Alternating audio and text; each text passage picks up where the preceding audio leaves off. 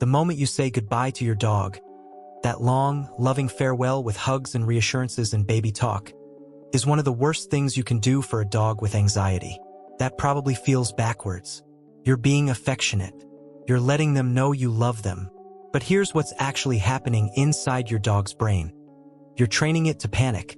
Every drawn-out goodbye is teaching your dog that departures are a big deal. And a dog that learns departures are a big deal starts dreading them long before you ever reach the door. Separation anxiety isn't just about being alone. It's about anticipation. Dogs are pattern readers. They notice everything. Your alarm going off at the same time each morning, the jingle of your keys, you putting on shoes. These cues become signals, warnings, and a dog prone to anxiety starts entering a stress response before you've even opened the door. What this looks like from the outside.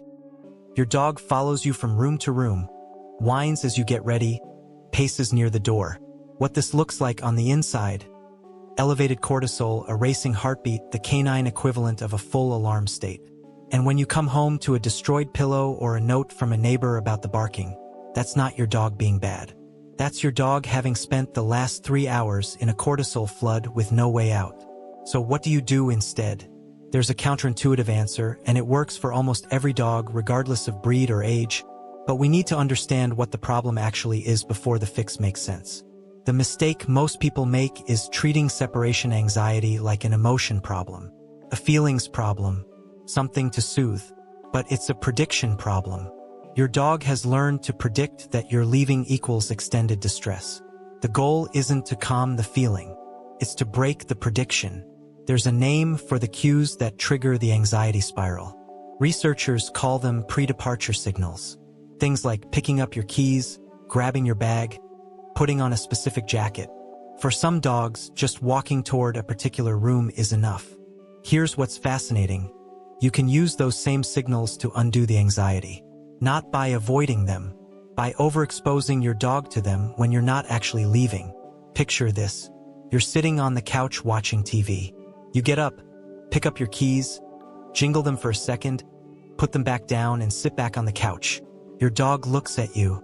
Nothing happened. No big deal. You do it again tomorrow, and the day after. Over time, keys stop being a warning signal.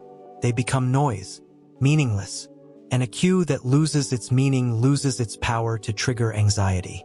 This is called desensitization, and it's one of the most evidence-backed approaches in veterinary behavioral medicine. But it only works if you understand the second piece, and this is where most people give up too early. You have to start small, smaller than feels useful. We're talking about stepping outside your front door for 3 seconds and coming back in. Not a minute. Not a quick trip to the mailbox. 3 seconds. Why so short? Because you need to return before your dog reaches full panic. If your dog has already hit the anxiety peak, you haven't practiced calm. You've just practiced recovering from crisis. And your dog's nervous system doesn't distinguish between the two the way you'd hope it would. The goal is to end every practice departure before the stress response peaks. Stay calm when you leave. Stay calm when you return. No big energy. No, did you miss me? Theatrics. You are communicating at every step that this is ordinary, boring, not worth worrying about. Over days and weeks, you extend the duration. 3 seconds becomes 30. 30 seconds becomes 3 minutes. 3 minutes becomes 20. You build a history of boring departures, and boring departures don't cause anxiety. Now here's where things get interesting, and this is the part most training videos skip entirely. Some dogs aren't just anxious about being alone. They're anxious about being separated from one specific person. If you've ever had a dog that's completely fine with the dog sitter but falls apart the moment you leave, that's not random. That's attachment-based anxiety, and it needs a slightly different approach. For these dogs, the intervention isn't just about teaching them that departures are safe. It's about teaching them that they can self-soothe, that they have internal resources. You do this by practicing micro-separations inside the home. Walking into another room, closing the door, waiting 2 minutes, coming back. Not making it a training session. Just living your life in a way that normalizes brief separation as a completely unremarkable thing. If this is already making you think differently about what your dog is going through, hit that subscribe button. We cover dog behavior from the inside out every week. Not just training tips, but the actual science of how dogs experience the world. Let's talk about what actively makes separation anxiety worse. Because there's a good chance at least one of these is already part of your routine. First, punishing anxious behavior. Coming home to destruction and scolding your dog does nothing productive. By the time you get home, the behavior happened hours ago. Dogs don't connect punishment to past actions the way we do. All you've done is add a new stressor to an already overwhelmed nervous system. Your dog now has anxiety about being alone, and anxiety about what happens when you come back. Second, crating a dog who hasn't been crate trained. A crate can absolutely be a safe space for a dog, but only if they've learned to see it that way. Forcing an anxious dog into a crate without that foundation doesn't contain the anxiety.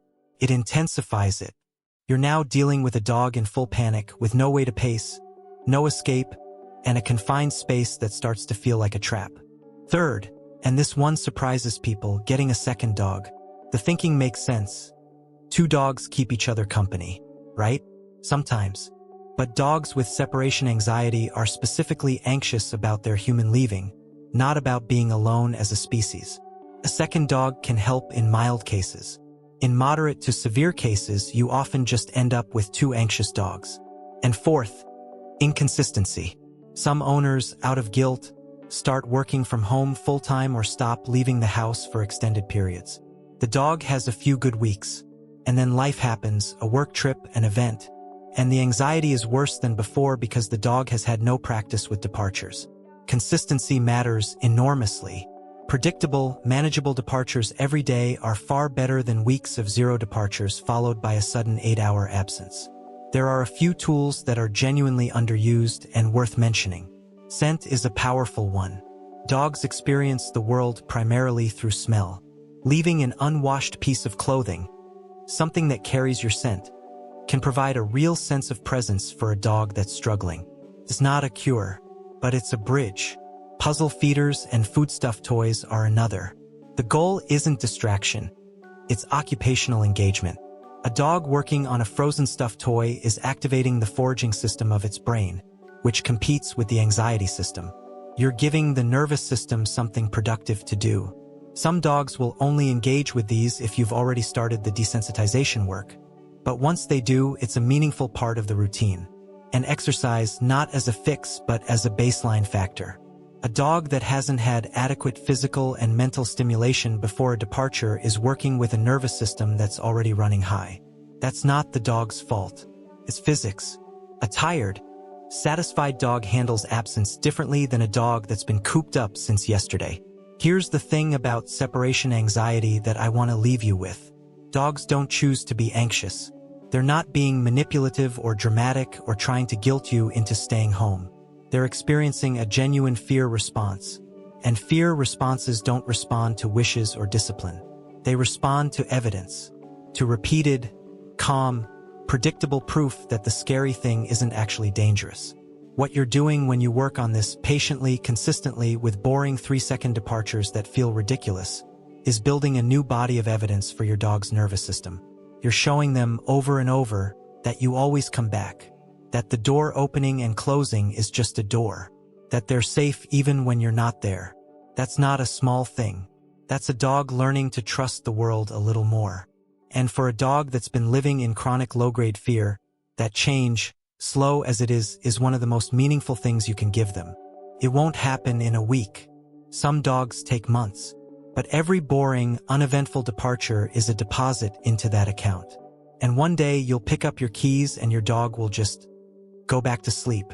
That's what success looks like. If your dog is dealing with separation anxiety, drop a comment below. Tell me what you've tried, what's worked, what hasn't. And if you want to go deeper on any of what we covered today, there's a video on pre-departure desensitization linked right here that walks through the process step by step.